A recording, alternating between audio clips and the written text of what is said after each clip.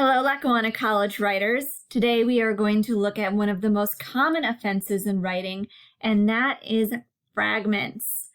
There's a lot of confusion surrounding fragments, particularly because we are so exposed to them through memes and text all of the time, but also because students tend to think that fragments just mean a small group of words and run-on sentences mean a lot of words together, and that is not necessarily the case.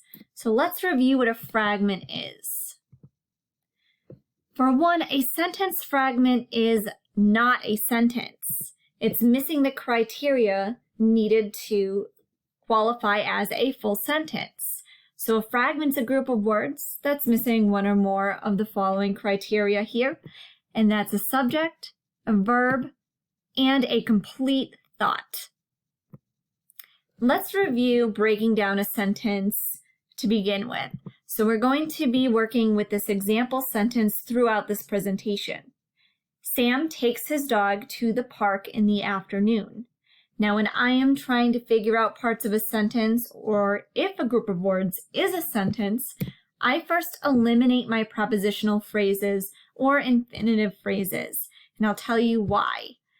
Your subject and your verb cannot exist in these phrases, so it makes it easier to identify. So right here, I have chosen to take out the phrase to the park and in the afternoon. I'm now left with the words Sam takes his dog. I identify my verb, takes, who takes, Sam takes what? His dog. I've identified a subject, a verb, and this group of words can exist on its own, and it's a complete thought. That means that this is not a fragment. Sometimes fragments are missing a subject and a verb, and the easiest way to correct them is to simply make sure you add a subject and a verb. So here we have takes his dog to the park. Well, we have a verb, but we don't know who is taking the dog to the park. So we're automatically lacking a subject, even though we have a verb, but we don't have a complete thought because we don't quite know who's taking the dog to the park. Therefore, this is a fragment. You correct it by simply adding a subject. Here we have Sam and his dog to the park. Well, automatically I'm noticing that there's not a verb. I'm thinking Sam is the subject, and even his dog might be a second subject here. So we've got that criteria covered.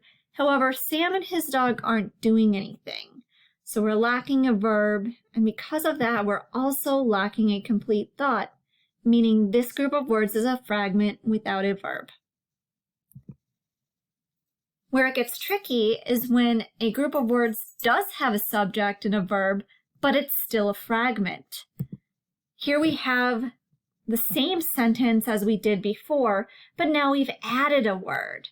So I've identified again my verb takes, subject Sam, same as before, but adding that word in the beginning before makes this an incomplete thought.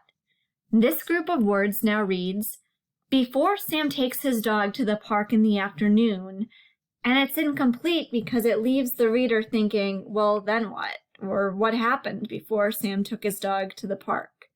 So even though we have our subject and our verb, this group of words is a fragment because we added that word that made it an incomplete thought. Right here, you can see where that whole idea of less words mean fragments, more words mean sentences is debunked. Here are some examples of some other words or other types of words, such as that ing word at the bottom, that makes an otherwise sentence a fragment. Now, a lot of these words added to the beginning of a sentence form dependent clauses. And these dependent clauses and phrases can go before an independent clause when separated with a comma to make it a complete sentence. But there's more on this in our video, commas and introductory phrases and clauses. Right now, all you need to know is that These group of words right here are all fragments. When you have a subject and verb but not a complete thought, the easiest way to correct it is to simply eliminate the word or words that make it a fragment. So right here we have all of the same fragments we had on the last slide, well, most of it, and we simply cross out that first word to get the same sentence that we started with. Sam takes his dog to the park in the afternoon. Full, complete thought. Another way is to combine the fragment with an independent clause. So here we have one of our examples underlined here, taking his dog to the park in the afternoon. We add a comma and then we add a complete sentence on the right-hand side of the comma. Sam often runs into his neighbors. We have our introductory phrase now, plus our independent clause, which essentially means a fragment plus a comma plus a complete sentence. Another example, before Sam takes his dog to the park in the afternoon, that's a fragment. We add a comma and we add a complete thought on the right. He checks his mail. And once again, there's more on this in our video, commas and introductory phrases and clauses.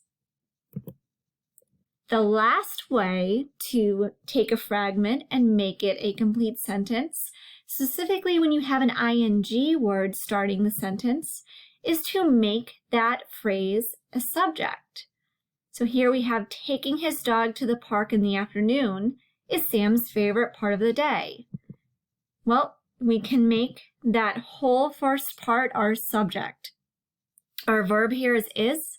What is? Taking his dog to the park in the afternoon is. So basically, all you need to know to identify a fragment is that a fragment is not a complete sentence and that it lacks a subject, a verb, and a complete thought.